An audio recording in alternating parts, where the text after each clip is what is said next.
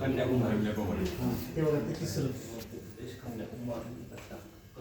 आणि हेच उत्तर जशी आता फोटोमध्ये दाखवली तशी सेम आहे.